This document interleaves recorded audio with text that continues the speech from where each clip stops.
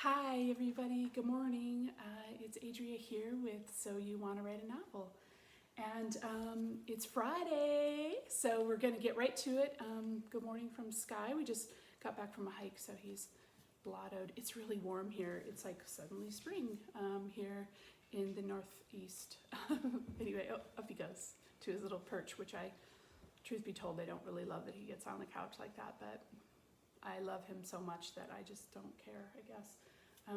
Fig is over by the fireplace in his little spot. I'll just give you a quick little view. Oh, there he is in that little chair. I hope that's showing it. Oh, no, it's not. That's hilarious. Oh, yeah, it is. A little bit. There he is.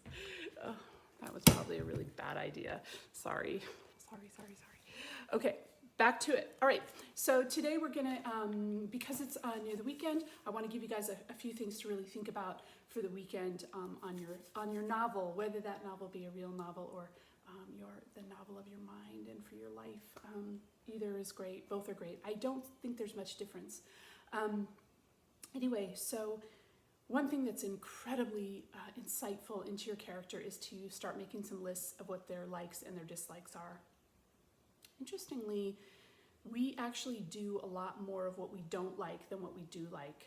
It's kind of interesting. Humans really adapt to it, and it gives us what we want then, because we want more of what we like, so it's less in our lives. It kind of all makes sense, but I think it's something that we all question, and so we seek help about it, and we read books, and we seek coaches and all sorts of tools to try to live more of the life of what we like.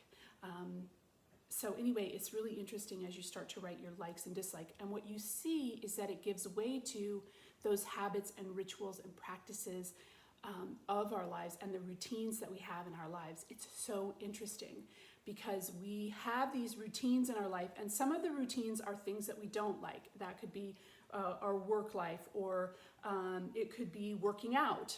That might be something you don't like. That might, for other people, that might be the one thing in your life that you live for.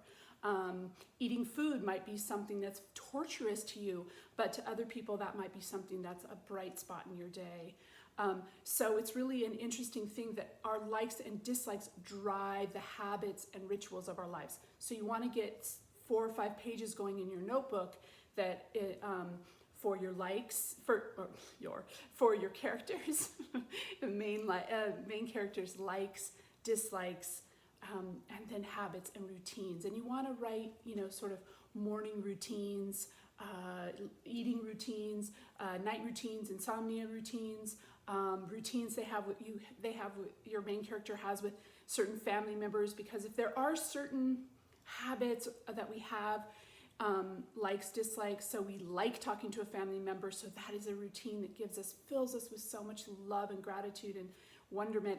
But if we have an obligation to call a parent or a sibling or a teacher or a coach or something, and it's just like, you'd rather take a bullet than make that phone call, then that's also interesting. And all that stuff is stuff that we want to put into our main character as we develop our main character.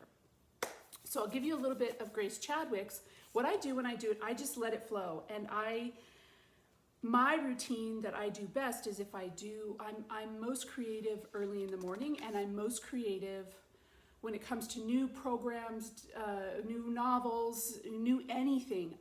Spring is a time for me that I really cherish all new ideas. So I have my idea book handy. I have all sorts of floods of ideas that come in.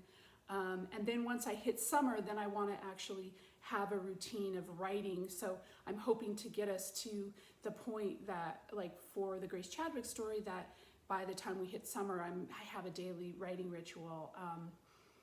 It's kind of interesting, and knowing yourself and giving that to your main character, or knowing how the seasons work or don't work for you. I mean, maybe when it rains, that's a certain person that you are, your main character is, and when it's sunny, that's a certain character that they are. You want to look for all those routines and things because they really give definition to you, your character, and anything that you develop. So some of her likes are walking the grounds. Nature is the way that she thinks. She likes to live in seclusion. She has a lot of security, which is interesting. So either maybe something bad happened, that's actually not the case for her. It's more that she does some sort of top secret-y stuff, and but maybe I'll have something where she's had situations where stuff's been stolen. That would be very interesting, actually, so I'll probably do that. But it's also that she likes to be able to really think in nature. Maybe she walks naked in nature. I mean, that would be great. I might do that. That would be fun. Okay. But anyway, she finds that nature patterns are the way that she solves everything. So a mathematical problem that she might have, she finds that on a leaf. I don't actually know how I'm going to make that work and make it believable, but you never know. The other thing, though, that she likes, this is where it got good for me. I started writing other things that she likes, and they're all from her past. Plate lunch, which is something from Hawaii. Oh, that's an important part. She loves Hawaii, but she doesn't live there. That would be true of me too, so I'll be able to draw a lot from my personal life on that. But the thing that I wrote all these things of likes, and then of course my dislikes are much longer, and that would be true. That's usually true. It's somewhat easier to pull what we don't like. But the main one I want to point out, and then I'll let you go and keep this short because I know that's important. The past. She says she doesn't see the point. And then as soon as I wrote that down, a scene popped to my head. And that's what I want to kind of close with for you guys. That once you start writing these down, scenes and the character just starts to form more, which is really important. And the same for your life.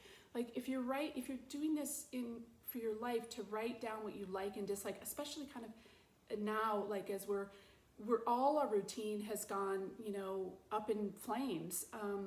Not to be too, I guess it's Phoenix Rising, so that's kind of positive.